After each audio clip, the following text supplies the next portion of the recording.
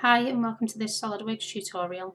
In this tutorial I will show you how I created this set of feather earrings to be 3D printed. To follow this tutorial and create this design you will need to download the feather PNG file and earring back part from the blog. In this tutorial I will demonstrate how I used a PNG file and inserted it as a sketch picture to trace over and create the earring shape and cutouts. The earrings I created have been 3D printed in wax and cast in silver. The earring backs were bought separately as they have rubber inserts to help it stay onto the earring stem. If you want to 3D print these earrings too, make sure that you check all the 3D print material guidelines before you design them, as you may need to thicken or enlarge your model to account for print tolerances, depending on the 3D print company that you use. Begin with a new part. Sketching onto the front plane, take the circle and going from the axis, draw a 0.8mm circle. Add a smart dimension to fully define. Extrude the circle by 12mm but reverse the direction of the extrusion. Now to create a wider surface for the leaf design join. Start a sketch onto the front face of the extrusion and use offset entities to offset the face outwards by 0.25mm. Go to Boss Extrude and start by reversing the extrusion like this. Change the dimension to 2mm and then add a draft angle to the extrusion by 8 degrees so that it flows into the earring stem. Keep Merge Result ticked and OK the feature. Selecting the end edge of the earring stem and the fillet icon, fillet this edge by 0.35mm. Then fillet the edge of this Boss Extrude here by 10mm. Now to start the feather design. Start a new sketch onto the front face of the earring stem. Here I'm going to select Sketch Picture and browse for the feather earring PNG file.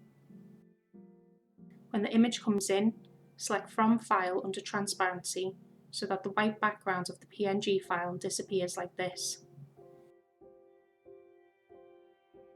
To resize the image for the earring, ensure Locked Aspect Ratio is ticked and change the width of the image to 14.5mm. Untick Enable Scale tool to get rid of the scaling feature, otherwise this interferes with the model views. Next, I want to move the image center to the earring stem and part axis. To do this, import half of the width at 7.25mm in X position box. You will need to put a minus in front of this number to center the image. To center along the y-axis, copy the height dimension here and paste it into the y position box. Delete the millimeter units and input divide by 2 like this. Again, this needs to have a minus before the number to center the picture.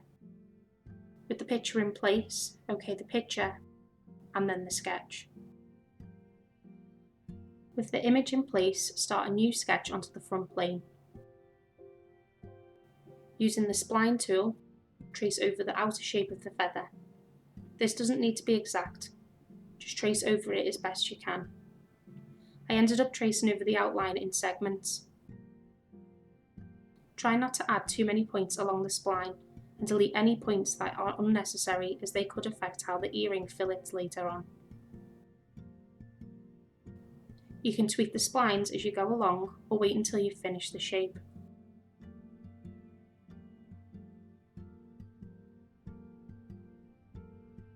Once I've gone all around the shape, I select Joining Splines and apply it tangent relations so that the sketch is smooth.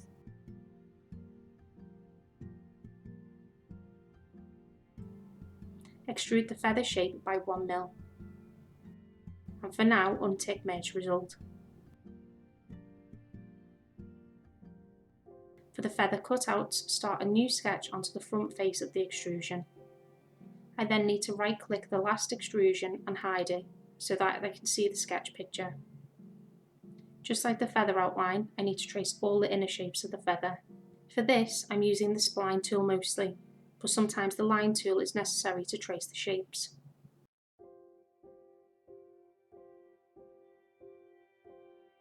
Ensure each shape becomes shaded when it is closed. Again, with these shapes, it doesn't need to be perfect, just trace as closely as you can. You can trace in parts and use the tangent relation between splines or lines to ensure that the shape is smooth. This part of the model does take some time to do, but you do need to take the time to ensure that it is well traced.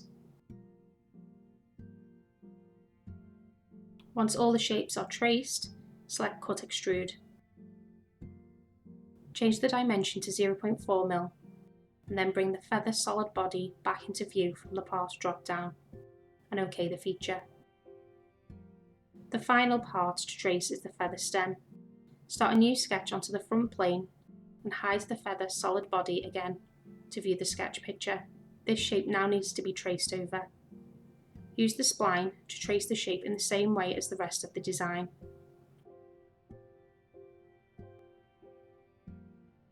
Don't forget to add tangent relations to any draining splines so that the shape is smooth. This is really important to do. Extrude the sketch by 1.25 mm and untick Merge Result. Bring the feather body back into view. Before I combine the bodies together into one, I'm going to fillet some of the earring edges. Start by right-clicking onto the front edge of the feather shape and select Fillet. Fillet this edge by 0.12 mm. Then select the back edge like this. If the fillet doesn't work, you may need to go back into your sketch and simplify the splines. Next, select the feather stem face and fillet the face by 0.12 mm.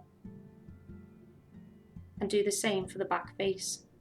You can just select the edge and apply the fillet. Selecting the Combine feature, your operation type is on Add. Select all three bodies to combine into one. With that applied, I can fillet the earring join here by 0.12 mm. To finish off the earring, I modelled the earring back. This is just for visual purposes and for renderings, as I ordered the earring backs ready-made, as they come with silicone inserts to help them stay on the earring stem. To bring in the part, I used Insert, Part, and opened the earring back. Drop the part in near the earring stem like this. To move the part onto the earring, I'm using Move Components. Selecting the earring back, ensure both bodies of the part are selected. The part is made up of the back and the silicone insert. Ensure mate settings are visible. If they aren't, you may be in the Translate Rotate settings like this. So ensure you select Constraints. From here, for the first entities to mate, make the sketch of the first boss extrude visible like this, so that it can be used for a concentric mate. Select a circular edge from the earring back and the visible sketch. This should snap concentric to each other. However, I need to flip the mate alignment here so that the wider end of the earring back faces the other way. Click on Add to apply the mate. Next, select this face of the earring back and the back face of the feather. A coincident mate should apply, but I also want to add a distance mate between the faces by 6 mm. With the part in position, apply the mates. Hide the visible sketch, and then save the part as feather earring left. To create the right earring, I can mirror the whole part. Select the right plane and go to Insert and Mirror Part. A new part will open with a mirrored earring part like this. Save the part as feather earring mirrored. Going back to the left earring, to save the part ready for printing, I'm suppressing the last two part features here. I can then use Save As and change the file type to STL. You just click Yes when the STL preview appears. Do the same for the mirrored earring. The back will already be suppressed as the part was mirrored from the left earring. Now you can choose to have two earrings that are the same, but because I'm 3D printing the earrings, I decided to create a slightly different shaped earring. You can see the difference between them here. If you'd like to do something like this too, I have made the right earring PNG file available to download from the blog. Or you could create your own shape. Here are my 3D printed earrings.